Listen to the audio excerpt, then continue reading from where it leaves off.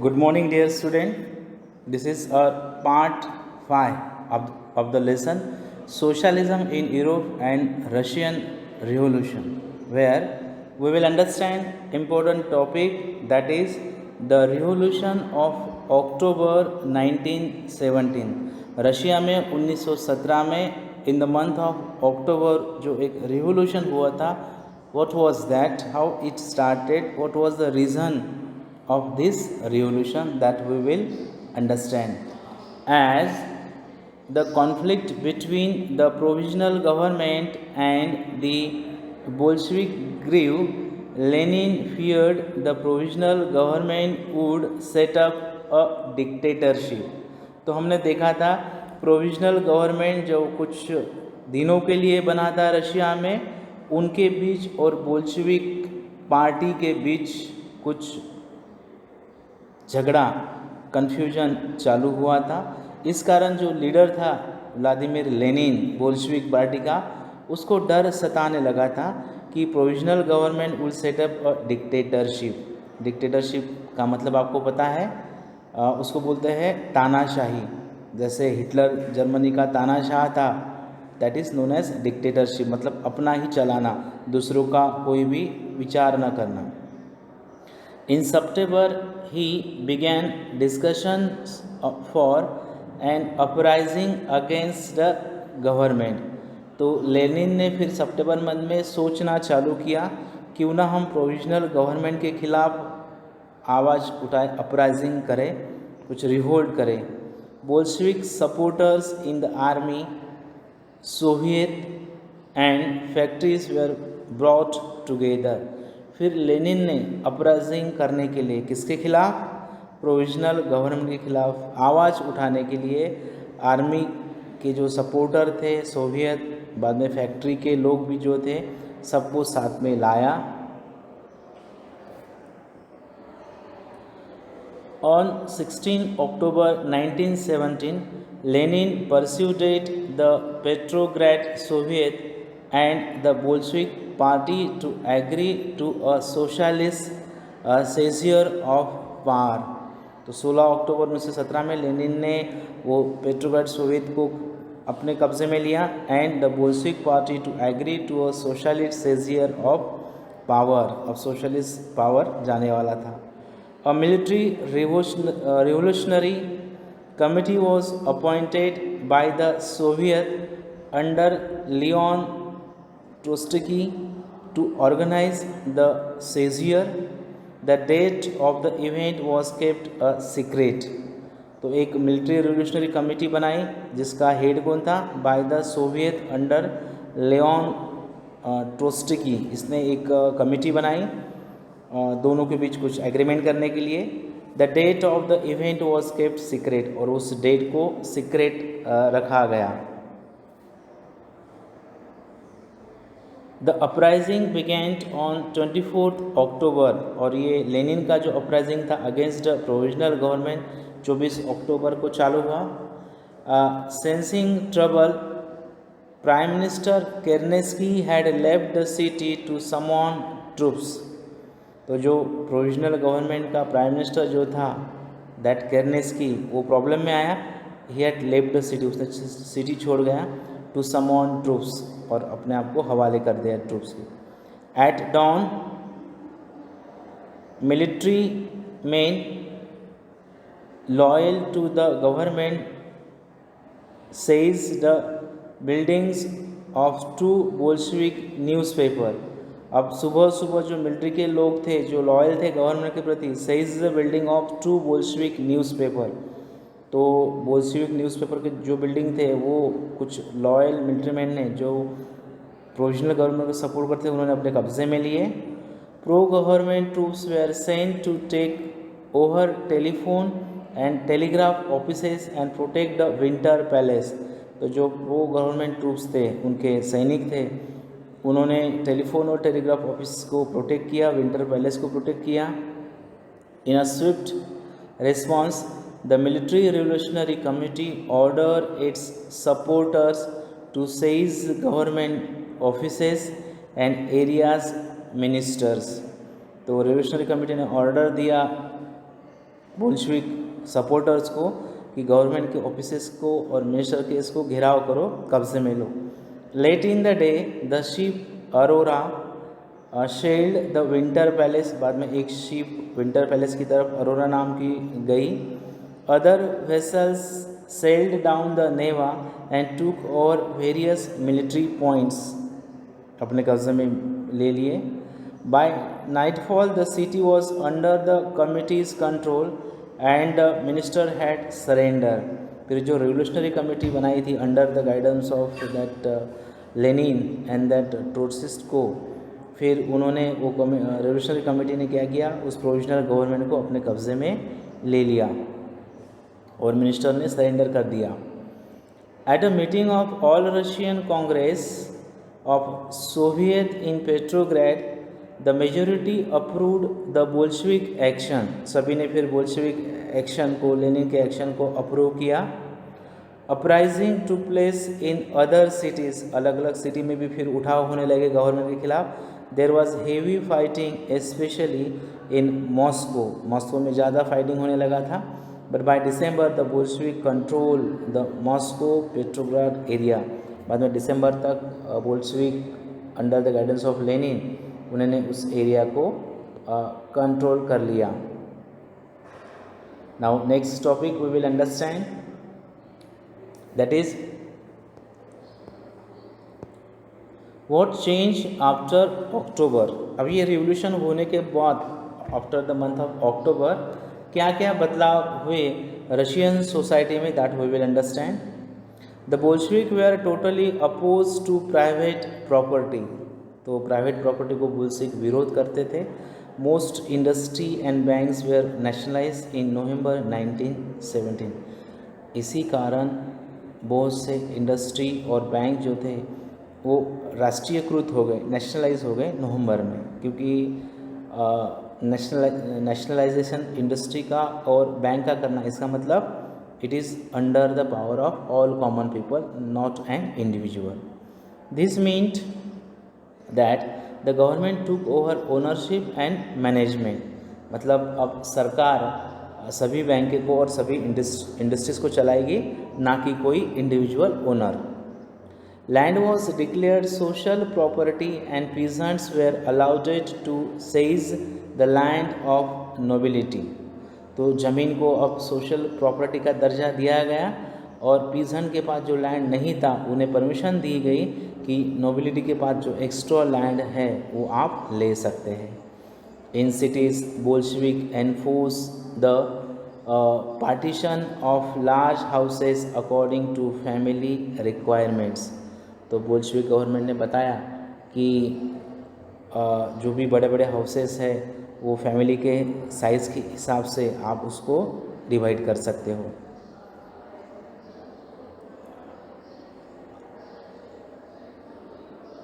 यहाँ एक वर्ड आया है अपने को नया, seize. This is a new word. Seize का मतलब होता है take hold of suddenly and forcibly. Seize का मतलब होता है take hold of suddenly and forcibly, मतलब किसी चीज़ का ताबा अपने कब्जे में कर लेना।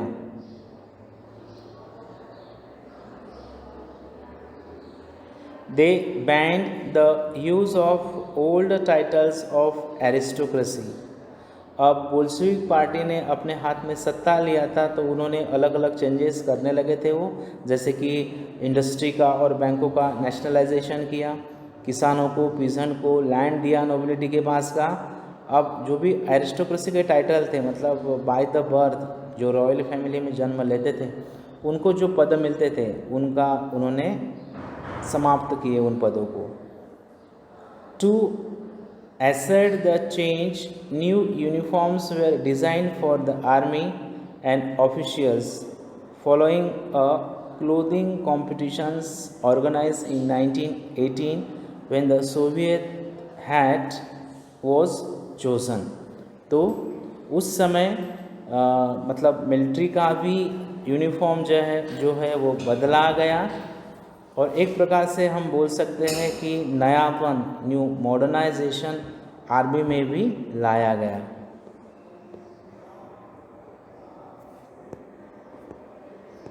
The Bolshevik Party was renamed the Russian Communist Party. तो एक और बदलाव किया गया, जो बोल्शेविक पार्टी था उसका नाम बदलकर रशियन कम्युनिस्ट पार्टी रखा गया. तो this were the changes by the Bolshevik people. In November 1917, the Bolsheviks conducted the elections to the Constituent Assembly. तो नवंबर मंथ के 1917 में बोल्शेविक पार्टी ने कॉन्स्टिट्यूएंट असेंबली के लिए इलेक्शन को कंडक्ट किया था, but they fail to gain majority support. लेकिन उसी समय उनको ज़्यादा सपोर्ट नहीं मिला. In January 1918 the assembly rejected Bolshevik measures and Lenin dismissed the assembly. जनवरी मंथ में 1918 में असेंबली ने बोल्शेविक मेजर को रिजेक्ट किया और लेनिन डिसमिस द असेंबली. और उस कारण लेनिन को, व्लादिमीर लेनिन को उस असेंबली को डिसमिस करना पड़ा. He thought the all Russian Congress of Soviet was more democratic than an assembly elected in uncertain conditions. तो उसको लगा कि जो रशियन कांग्रेस सोवियत थी वो मोर डेमोक्रेटिक थी, ज़्यादा लोकशाही के आधार पर थी दैन एन असेंबली, क्योंकि असेंबली जो थी वो अनसर्टन कंडीशन में इलेक्ट हुई थी. In March 1918, despite oppositions by their political allies मतलब उनके विरोधक, the Bolshevik made peace with Germany at Brest-Litovsk. तो 1918 में उनके ऑपोजिशन के बाद बोल्शेविक ने जर्मनी में एक पीस निर्माण किया, शांति बहाल की. In the years that followed, the Bolshevik became the only party to participate in the elections to all Russian Congress of Soviet, which became the parliament of the country. तो उस समय Bolshevik एक ऐसी ही party थी जो उस समय elect होकर आती थी. Russia became a one party state. तो उस समय रशिया एक पार्टी स्टेट बना. Trade unions were kept under party control. जो भी व्यापारी संगठन थे वो बोल्शेविक पार्टी के अंडर रखे गए, कंट्रोल में रखे गए. The secret police called Cheka first and later that OGPU and NKVD punish those who criticise the Bolshevik. तो जो भी बोल्शेविक पार्टी के खिलाफ आवाज़ उठाते थे उनको जो सीक्रेट पुलिस थे वह उनको पकड़कर जेल में डालते थे. Many young writers and artists rallied to the party because it stood for socialism and for change. तो बहुत से राइटर्स, लेखक, आर्टिस्ट, कलाकार लोग उन्होंने इस बोल्शेविक पार्टी के सपोर्ट के लिए रैलियाँ निकाली थी, क्योंकि बोल्शेविक पार्टी जो थी वो सोशलिज्म, हमने बताया बड़ा कंसेप्ट है सोशलिज्म, एंड बदलाव, चेंज. क्योंकि सोशलिस्ट पार्टी जो थी वो सोशलिज्म की कंसेप्ट लाने के लिए और बदलाव लाने के लिए always it was ready. Socialism का मीनिंग हमने देखा था, मतलब socialist people wanted that the ownership of property production should be in the hands of common people, not as a individual. After October 1917, this led to experiments in the arts and architecture. बाद में उन्होंने art में और architecture में बदलाव लाए, but many became disillusion because of the censorships in the party encourage. लेकिन बहुत से लोगों को नाराज़गी हुई क्योंकि उस समय सेंसरशिप, एक नया वर्ड आपको मिला है censorship. The meaning of censorship is suppression of public communication. The meaning of censorship suppression of public communication. मतलब उस समय पब्लिक का कम्युनिकेशन के ऊपर सप्रेशन मतलब दबाव आ रहा था, उसमें लोग नाराज़ हुए थे. Now new topic we will understand and that is the civil war. What was civil war, why it created, among whom this civil war was fought, that we will understand the civil war. When the Bolshevik order land redistribution, the Russian army began to break up. जब बोल्शिक party ने बोला कि अभी land का redistribution होगा, मतलब nobility के पास जो भी एक्स्ट्रा लैंड था और लैंडलेस लोगों के पास लैंड ही नहीं था, तो उनको अब लैंड मिलने वाला था, तब क्या हुआ था, रशियन आर्मी ब्रेक होने लगी थी, डिवाइड होने लगी थी. Soldier mostly peasants wish to go home for the redistributions and deserted. तो जो भी सोल्जर थे वो ज़्यादा किसान थे, इसलिए अब उनको लगने लगा था कि गांव में लैंडलेस को ज़मीन मिलेगा, तो वो अभी आर्मी छोड़कर गांव में जाने लगे थे. Now Bolshevik socialist liberals and supporters of autocracy condemn the Bolshevik uprising. तो जो नॉन बोल्शेविक सोशलिस्ट थे, लिबरल्स थे और सपोर्टर्स ऑफ ऑटोक्रेसी थे, उन्होंने बोल्शेविक अपराइजिंग का विरोध किया. Their leaders moved to South Russia and organized troops to fight the Bolshevik. The raids, Bolshevik को रेड बोला जाता था. तो जो बोल्शेविक पार्टी के एनिमीज थे, उन्होंने ट्रूप्स ऑर्गेनाइज किए against the Bolshevik. During 1918-1919 the greens, अब सोशलिस्ट रिवोल्यूशन को ग्रीन बोला जाता है, ध्यान में रखना है.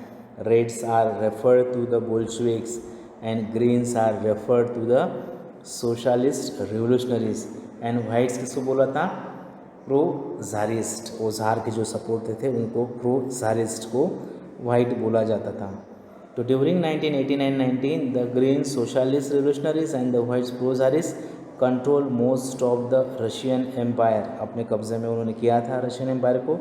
दे were backed by French, American, British and Japanese troops, all those forces who were worried at the growth of socialism in Russia. तो ये जो बोल्शेविक के विरोधक थे वो फ्रेंच के साथ, अमेरिका के साथ, ब्रिटिश और जापान के साथ, सब ट्रूप के साथ आ गए, क्योंकि सोशलिज्म का कंसेप्ट पूरे विश्व में अब बढ़ रहा था. As these troops and the Bolshevik fought a civil war, looting, banditry and famine became common. तो इनको बीच अब झगड़े चल रहे थे, वॉर चलने लगा था. And Bolshevik fought a civil war, लूट हो रही थी, banditry and famine became common. सूखे पड़ रहे थे, खाने को कुछ नहीं मिल रहा था.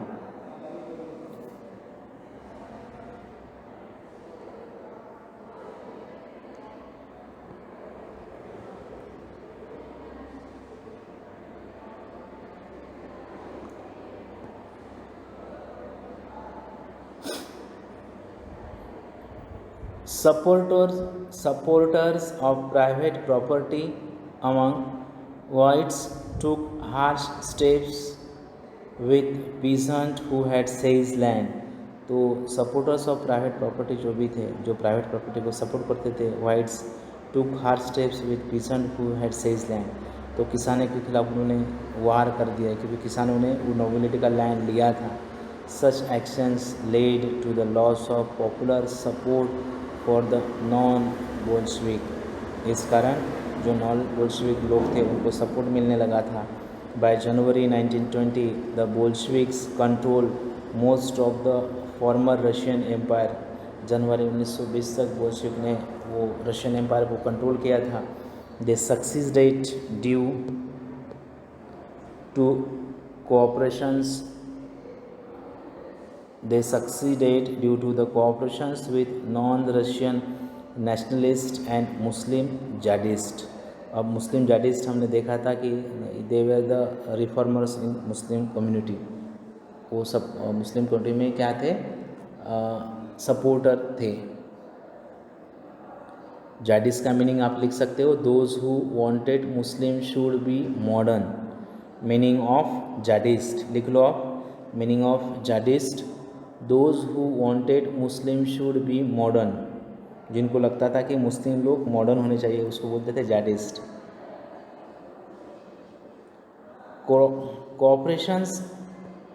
cooperations did not work where Russian colonists themselves turned Bolshevik. तो कोऑपरेशन नहीं मिल रहा था जहाँ रशियन कॉलोनिस्ट बोल्शेविक बन गए थे.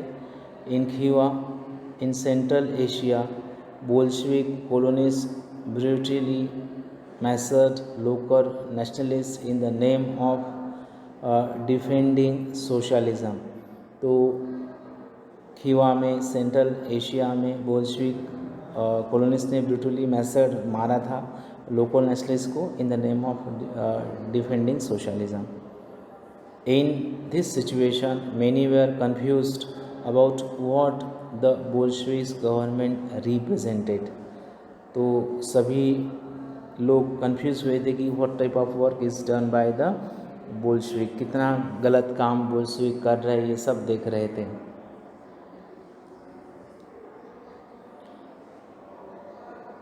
Partly to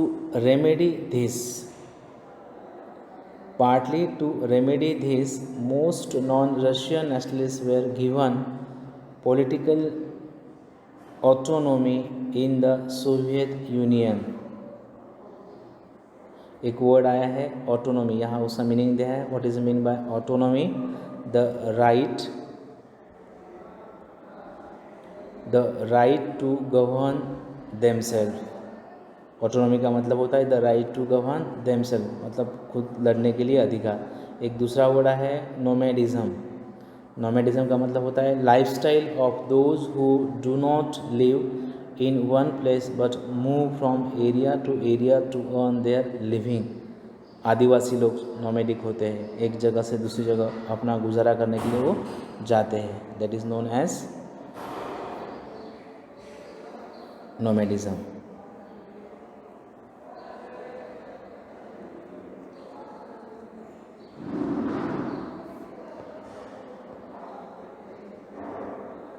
Partly to remedy this, most non-Russian nationalists were given political autonomy in Soviet Union, USSR, Union of Soviet of Socialists, that is USSR. The state USSR, Union of Soviet of Socialist Republic, ये long form है इसका। Question can come, what is the long form of USSR? Union of Soviet of socialist Republic. In the Soviet Union, the state the Bolshevik created from the Russian Empire in December 1922, but since this was combined with unpopular policies that the Bolshevik forced the local government to follow, जो सरकार बनाई थी Bolshevik ने वो forcefully government को बोलते थे ये party, like the harsh discouragement of nomadism, attempts to win over different nationalists were only partly successful।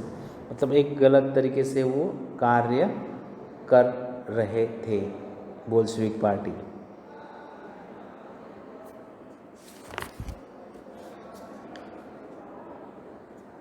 Now new topic we will understand, that is making a socialist society।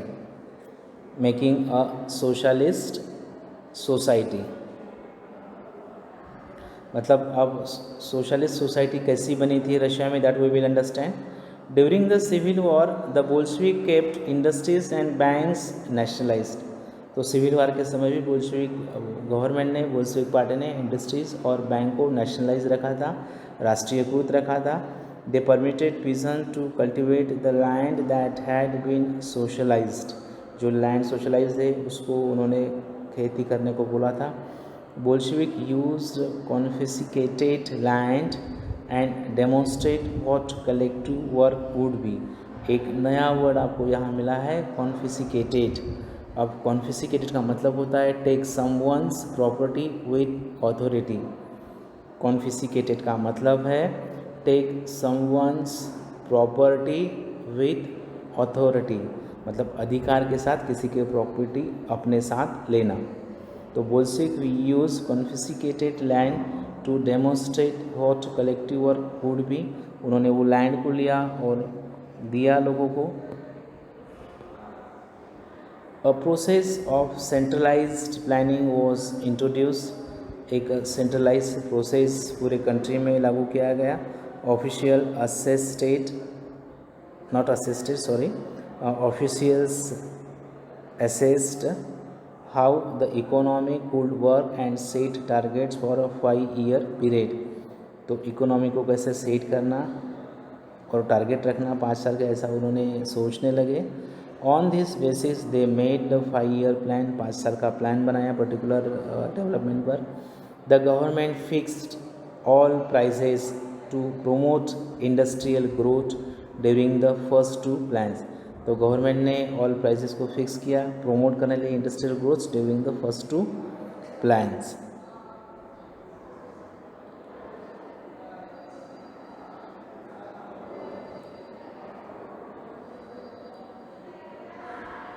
Centralise planning led to economic growth. तो centralise के कारण economy का increase हुआ.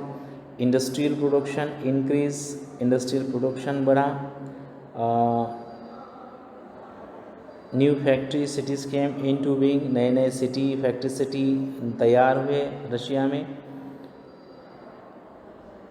How ever rapid construction led to poor working condition. तो construction work ज़्यादा बढ़ने लगा था तो वर्किंग कंडीशन लोगों का ख़राब होने लगा था. In the city of that magnitude the construction of a steel plant was achieved in 3 year. 3 साल लगे थे स्टील प्लांट को बनाने के लिए, कंस्ट्रक्शन करने के लिए. Workers lived hard lives and the result was 550 stoppages of work in the first year alone. एक नया आपको वो वर्ड मिला है स्टॉपेजेस. स्टॉपेजेस का मतलब होता है deductions from one's wages by an employer.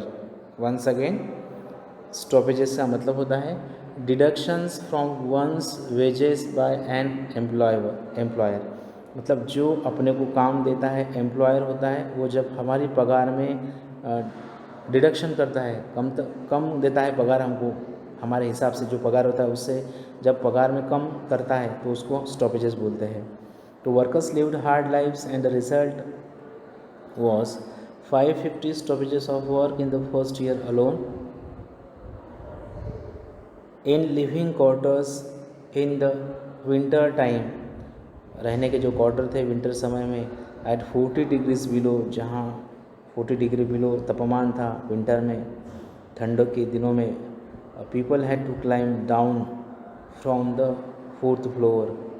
लोगों को नीचे से 4th फ्लोर तक चढ़ना पड़ता था ठंडी के दिनों में. and dash across the street in order to go to the toilet. और उतना ही नीचे उतर कर बाहर टॉयलेट के लिए भी जाना पड़ता था. मतलब इतना उनको चढ़ना उतरना पड़ता था, इतना हार्ड लाइफ उनका था.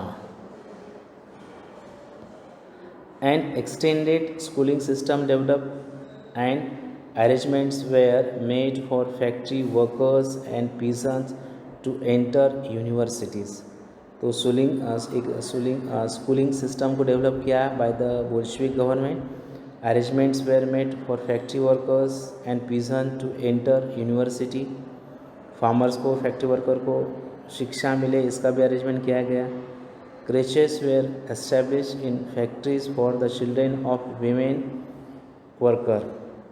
वीमेन वर्कर के जो भी बच्चे थे उनको रखने के लिए, खेलने के लिए कुछ हाउसेस बनाए. Cheap public health care was provided. सभी को सस्ता मेडिकल फैसिलिटी मिले, उसका प्रोविज़न किया गया. Model living quarters were set up for workers. आधुनिक क्वार्टर अच्छे वर्कर के रहने के लिए बनाए गए. The effect of all this was uneven though since government resources were limited.